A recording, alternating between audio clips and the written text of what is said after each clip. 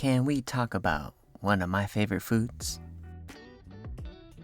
You know what time it is. It's your boy Hammer Vong, and welcome to Hammer Time Cooking. On today's episode, I'm going to teach you how to make birria tacos. Now stay tuned and let's get cooking.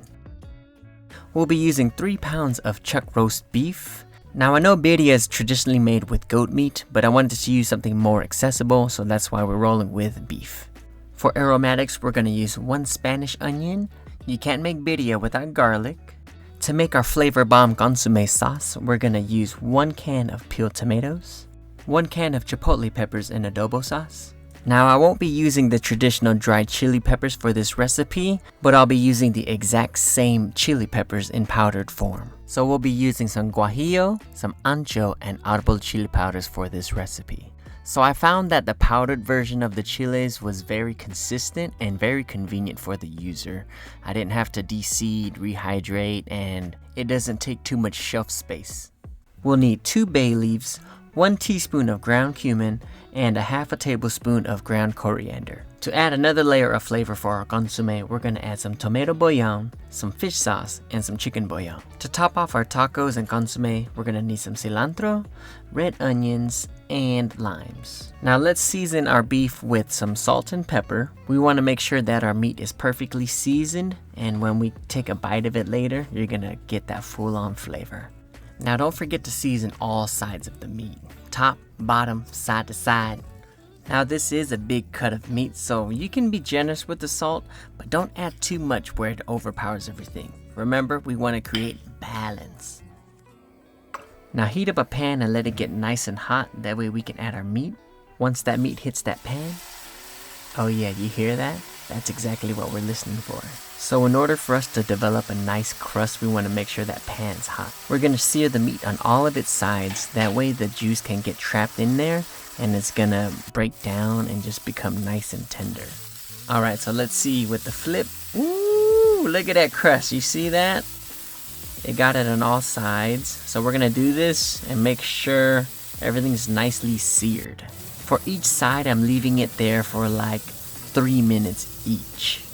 Since that piece of meat's a little thick, I'm using the walls of the pan to keep it up. That way it still creates that nice sear on the side and it's not falling over. Do you see the nice color and crust we have on those beef?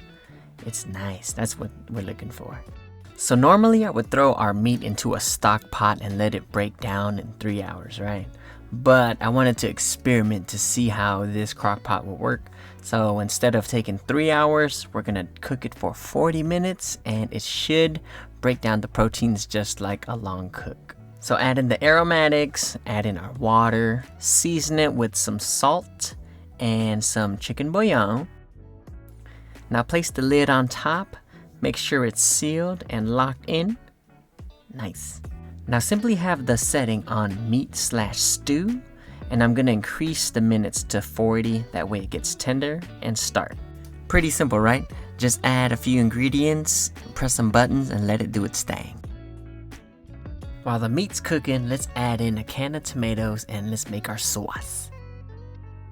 Add 1 teaspoon of smoked paprika, add 1 teaspoon of ground cumin and coriander, add 1 tablespoon of ancho chile powder, add 1 tablespoon of guajillo chili powder, 1 teaspoon of arbol chile, add 1/2 tablespoon of tomato bouillon, add in 4 cloves of garlic.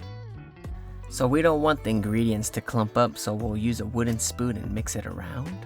So this is just half of the part of making this sauce.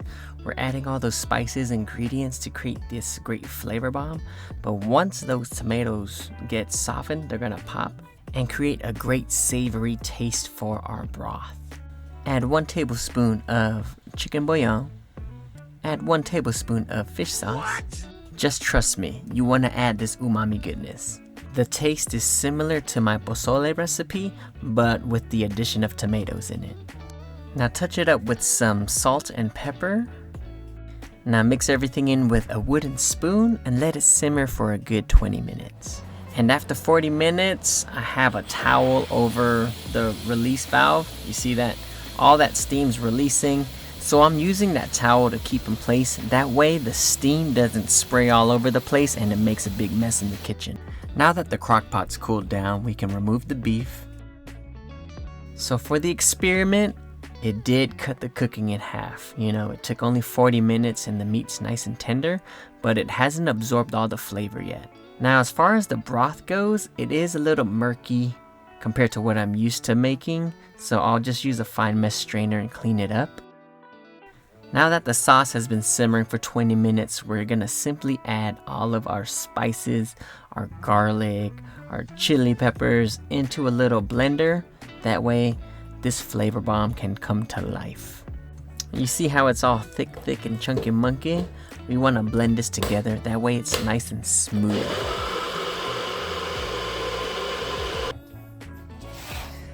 Flavor bomb! So I want to make sure the consomme is free of any debris, so I'll use a fine mesh strainer. Now you don't have to do this part, you can just throw the sauce directly into the broth and everything's going to come together. But I like using the strainer because it catches all the seeds, the skins, and those are things I don't want to eat or drink when I'm eating my consomme. So I added the beef right back into the broth. We want it to absorb all of that magic flavor. Now we have the texture of the meat and the broth come together, and this is what you get.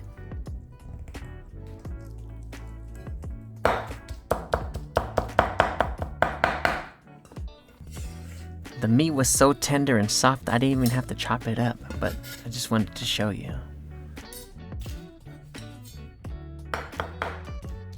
So you see this meat right here? We're gonna have some crazy plans with what we're gonna use here. We're not just gonna make tacos, but check out the next episode. So the trick in making a nice crunchy birria taco is making sure you don't dunk it all the way, but just get the layer of oil from the consomme. Next, throw it in the comal or your pan. Now cook it on one side for 15 to 20 seconds. After that, you'd want to flip it. Now that the tortilla is nicely heated, we're gonna add in our meat. So I'm all about balance, so I like a good meat to cheese ratio. Here I'm using a combination of Monterey Jack and Oaxaca cheese. Now you can use whatever cheese you like, up to you. Now add in just a little bit of the consomme to our taco, but not too much where it gets soggy, right? And then we'll flip it, build that nice crust. Now you can build a bunch in advance or you can cook to order, but we are almost there. Now birria tacos is not complete without your consomme. If I had to describe the flavors of this consomme, it's like a combination of my tomato soup and my pozole having a baby. Now I like to add a little bit of toppings to my consomme, so we'll add in some cilantro. Hey, can we get a slow-mo of our red onions? Then let's just finish it off with a little bit of lime juice. Ladies and gents, I present to you my birria tacos with consomme. I hope you get to try out this recipe. Now don't forget to hammer that like button, leave a comment, share it with your friends, and if you haven't already, subscribe to this channel. Welcome very much, and I'll see you again next time.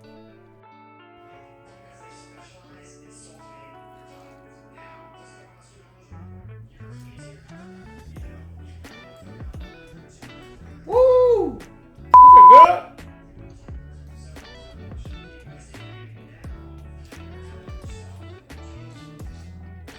Mm-hmm.